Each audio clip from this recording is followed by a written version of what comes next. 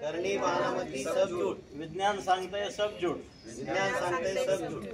विवेकाचा आवाज बुलंद करू, विवेकाचा आवाज बुलंद करू।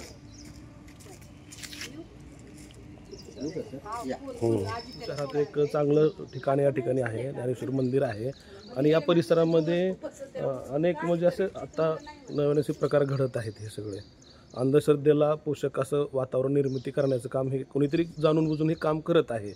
तर इथले हे नागरिकांनी आज या ठिकाणी होळी केलेली आहे। ज्ञानेश्वर मंदिर परिसरातील या टेकडीच्या भागामध्ये मागच्या 5-6 महिन्यापासून असे काय अंधश्रद्धा पसरवण्याचे प्रकार होत आहेत, ज्यामध्ये जागोजागी लिंबू नारळ हळदी कुंकू ठेवणं किंवा काहीतरी तर परडी दुर्डी ठेवणं, याच्यामुळं उगीचच ज्यांच्या मनामध्ये अशा प्रकाराबद्दल जेणेकरून आजूबाजूच्या लोकांमध्ये हा प्रकार एक थोतांड आहे आणि ह्याच्यानं कसलंही नुकसान होत नसतं असा संदेश जावा आणि एक अंधश्रद्धा त्याच्या मागची संपावी या उद्देशानं आम्ही आज ते दुर्डी आणि जे काही साहित्य त्याने ठेवलेलं आहे त्याचं दहन कॉलनीमधले सर्व महिला आणि पुरुष एकत्र येऊन या ठिकाणी आम्ही करत आहोत।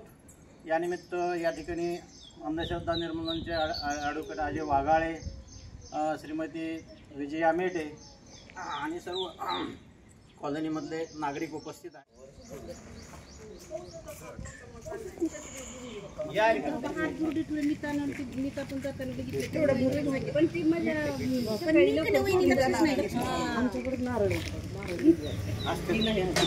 पण आम्ही तिसरी वेळ आहे, दुसरी तिसरी वेळ आहे ठेवण्याची। या आमच्याही कंपनीवरच्या तिथे ठेवलेलं होतं पण आम्ही त्याकडे दुर्लक्ष केलं, म्हणजे एवढं काही आम्हाला त्याबद्दल नाही वाटत। नेमकं काय होतंय प्रकार, म्हणजे काय काय वस्तू सापडतात? काय दुर्डी, दिवा, भात आणि लावलेलं असतं, त्या सगळं ठेवलं त्यांच्या पद्धतीने ठेवलं। मानसिकता याची आणि त्यांना काही याच्यातून काही साध्य होणार नाही।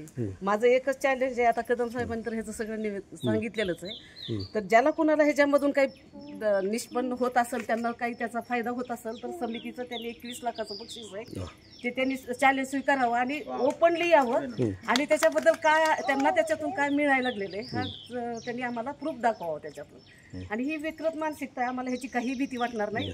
ज्याच्या अंगात खरोखर हिंमत आहे आणि त्यांना त्या गोष्टी पडतात ना, त्यांनी आमच्या समोर घेऊन या वस्तूचं हे करावं आणि सतत मानसिक त्रास हे अशा पद्धतीने द्यायचं असेल पण आम्हाला त्याच्यापासून काहीही त्रास होणार नाही। ही एक दुष्ट प्रवृत्ती आहे आणि ह्याच्यापासून काहीही लाभ होणार नाही।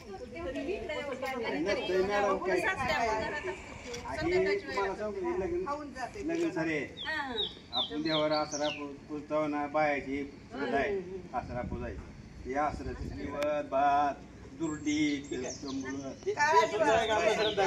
आसरा नाही पुजलं तर काय होतंय, काही सुद्धा कशासाठी करायचं? परंपरा बघणाऱ्याला ज्याच्या मनात भीती असते त्याला उजूच भीती तयार होते, करूच नाही ना। परंपरा आसरा असो किंवा अजून काय